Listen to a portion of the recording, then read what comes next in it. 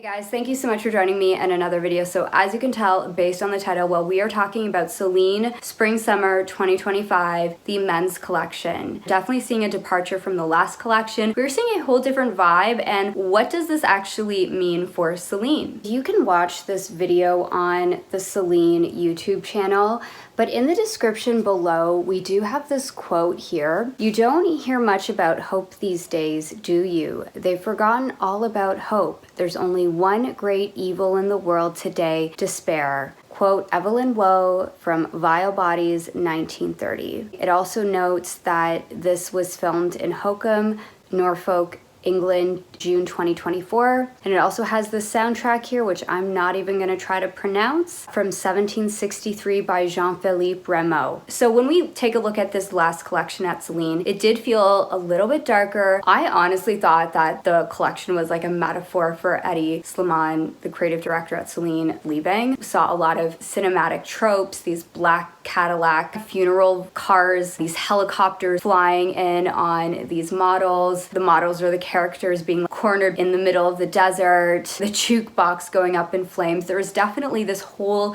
sense of this is the end, this is the funeral, is it over? This collection was not that. It was definitely lighthearted. It just felt hopeful. Who knows what this is representational of. Let's just talk about the collection. We'll talk about some looks I love, as well as I do have a critique. We will talk about that as well at the end. So one of the major themes with this collection was the dandy. This as a point of inspiration just feels a lot more lighthearted. When I think about even just Hedi Slimane's perpetual references, when I think about somebody like David Bowie, he's definitely a dandy. So it's maybe not that different in terms of inspiration, but to me that's kind of that bridge point. There's just something lighter in contrast to the last show with lots of blacks, funeral vibes. And of course, the tailoring just looks truly impeccable. With black, sometimes it's a little bit hard to tell, and sometimes you need to see the clothing in person, but with these lighter colors, there really is a full-on display of how ornate a lot of the clothing really is. And the inspiration for this collection came from an essay that Hedi Slimane wrote on Anglomania as a student at the École du Louvre during the late 80s. So this from Hero magazine, discovering the likes of Beau Brummel, Stephen James, Napier Tennant, and Cecil Beaton had such a profound effect that decades on, Slimane revives his project on the grandest scale, saluting those who refined what came before. This collection is very much an ode to the dandy, and I can definitely see that. I see Oscar Wilde, I see Dorian Gray, I see David Bowie, men that love their fashion, that love tailoring, but there's a flair of intellect, humor, individuality, and almost just this kind of attitude of living life as a form of art. And I just think of the dandy as somebody that has just the most incredible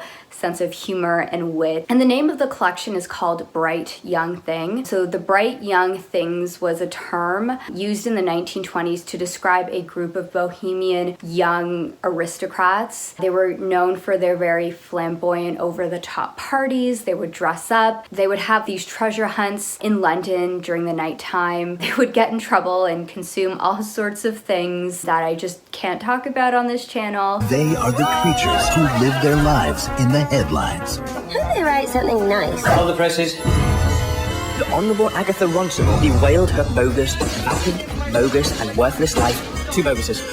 They pushed parties to the limit. Do you have a piano? I have a longing to play something crimson and obscene. Father's asleep upstairs. Evelyn Waugh, who he quoted earlier, was one of these figures. He also wrote a book called Vile Bodies, which was adapted into a film called Bright Young Things. And David Bowie had also cited this novel as an influence on his song Aladdin Sane. We see in this collection, it showcases the models. They're these young guys riding bikes, climbing trees, riding horses, picking flowers, and putting flowers in their straw hats. This from Hero magazine. Here he looks to Britain's version of the Roaring Twenties, a time of artistic innovation, flamboyance, dandyism, post-war liberation, and jazz, of P.G. Wodehouse, E.M. Forster, and Soho's famous Gargoyle Club, of boating hats, frock coats, candy stripe blazers, tailcoat tailoring, and cricket knits. This was all in the mix with pieces from the 1920 summer cashmere and wool, rewoven for Celine, exquisite suits hand embroidered with English field flowers, barathia wool tailored coats, wool tailcoats, cashmere flannels, and silk fail gilets embellished with English Gothic floral motifs set in sequin crystal and high gloss black, gold, and silver pearls. I'm not gonna lie, when I saw this collection, it made me think of, maybe it's just because I just saw this movie with my son, it made me think of Mary Poppins in that scene where they jump into the chalk drawing and then Dick Van Dyke turns into this character, has this candy stripe jacket and this little hat and has that flair of the dandy. I know that's probably not what he's referencing here, and he's referencing all of these authors, but that's just where my mind went when I saw some of these things. This collection also reminds me of, if you are on TikTok, follow handbag content, you've probably seen the Angel Boys. So these are two guys that have an incredible collection of Hermes bags, and you see them frolic around London or around a lot of these landmarks in the UK. I also get a similar vibe from these guys with their impeccable suits, tailored to perfection. They're very elegant, very playful. There is a like tongue-in-cheek humor about them. They're just living their best lives with their Birkins. The dandy is definitely there with these guys.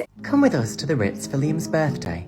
Our suite is £22,000 a night, and I always ensure to book it well in advance. With the fashion, we're seeing the skinny scarf, very mid-2000s. Also the skinny scarf, the skinny tie, very much an Hedi Slimane signature, but I love how it's styled. One of these fancy jackets, or you can style it with a leather jacket. Also, these Ray-Ban-esque sunglasses. And of course, you could recreate a lot of these looks for cheaper. I'm kind of tempted to do a feminine version of this, although I will say I've been really loving my Phoebe Philo scarf top. But yeah, like this is kind of the opposite of that, like really thin scarves, pair it with some Ray-Bans, a leather jacket. And I also feel like this tie thing we've been seeing with the office core trend, I don't know if I 100% would do that. Very mid 2000s. I always think of those indie bands, think LCD Sound System, Franz Ferdinand, but also this kind of feathered hair thing that they're doing is also giving me 80s with the Ray-Bans. So there's all sorts of references happening here. It's not just old English dandies that we've got here. Another thing that I want to talk about here is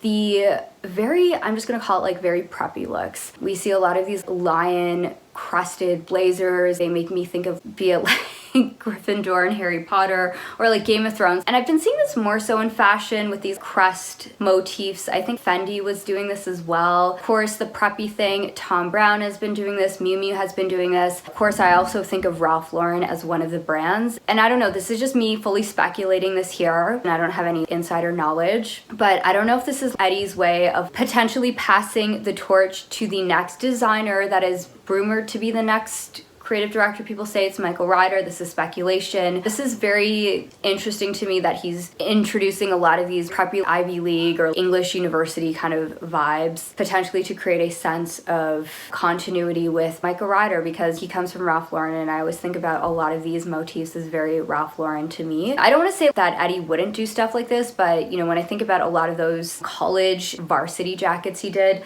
like he's done stuff like that before, but this sense of this preppy Ivy League style, but like British. Again, not a perfect one-to-one comparison. It's definitely present, and of course kind of have these preppy moments, and then he'll throw on leopard print jacket, which is very much in his style. I also want to talk about pleated pants that we are seeing in this collection. Of course, Hedi loves a skinny jean. We all know this. We're not really seeing that here. We're seeing a lot of pleated pants, a lot of pleated shorts with these bright red socks. Also interesting to note, the last woman's collection had no pants in general at all. While Hedi will always love a skinny jean forever and ever, I think these are really nice pants, and I think when he does, there was that one Celine women's collection, Dom Paris, where he had a lot of wider silhouettes, a few collections, and I think he can do like a wider, looser silhouette, and it looks really good. Also, we have a lot of these striped jackets. A lot of them have sequins, so again, kind of playing into that dandy candy stripe blazer vibe here. Again, we're also seeing seeing a continuation of military accented jackets. In a lot of Celine collections, you will see a variation of these. I thought these top hats were super interesting, and we have these very beautiful floral brooches. I also really liked these vests. They're very ornate with like sequins, embroidery. I know vests have been trending, and we've seen vests quite heavily in other collections with these little chains. I don't know if they're little pocket watches on the inside. It makes me think that one of these guys are going to take out a monocle out of their pockets or something. But these vests have been trending for the past few years, but I quite like the idea of an embellished vest. I would never call Hedi a minimalist, although I will say Phoebe Philo's quiet luxury touch has always been present at Celine, but Hedi does like embellishment, and I think he does like to add a little bit more ornate elements in a very Parisian way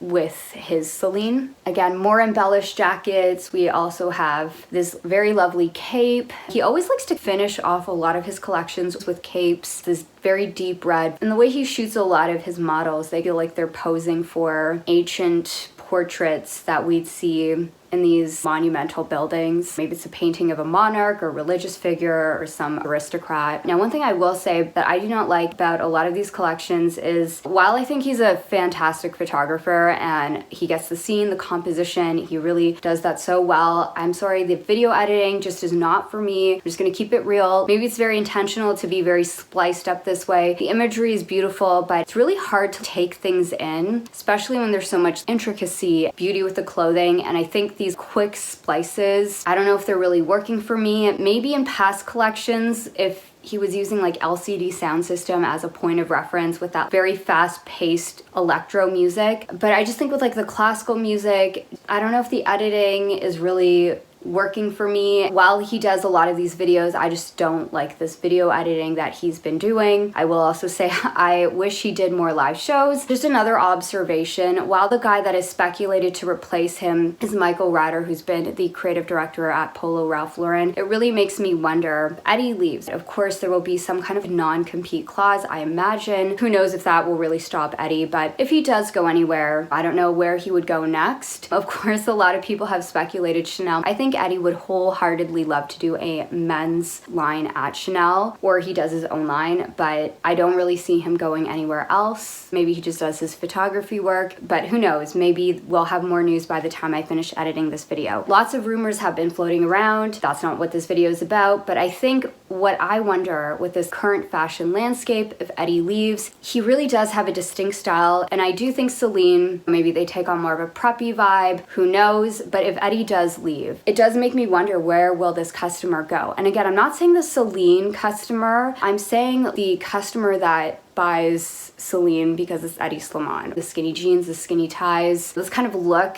that we're kind of seeing here as well with like the Ray-Bans, that kind of indie band look. For lack of a better term, indie sleaze. There has always been hints of that at Celine. Even if Celine happens to go in more of a preppy direction, I wonder with that rock and roll touch that Hedi brings to fashion, if he's not here, it makes me wonder, where will this customer go? And of course, you can get leather jackets anywhere, but I'm talking about this luxury point at this like level, at this scale, right? People that have been following his work for his leather jackets, the Chelsea boots, the skinny jeans, the leather pants, the denim jackets, the tuxedo jackets, the teddy jackets, that like reptilian rock and roll luxe like that. YSL does still offer a lot of these staple pieces as well, and I'm sure Celine will still as well. I will say, as somebody that has enjoyed following his work, I always look forward to what is his approach and his vision for the season. What happens to Hedi if he does retire, if he leaves fashion in general? I wonder, where will this customer go? That is my video. Thank you so much for joining me in another one, and I hope to see you in the next one. Bye.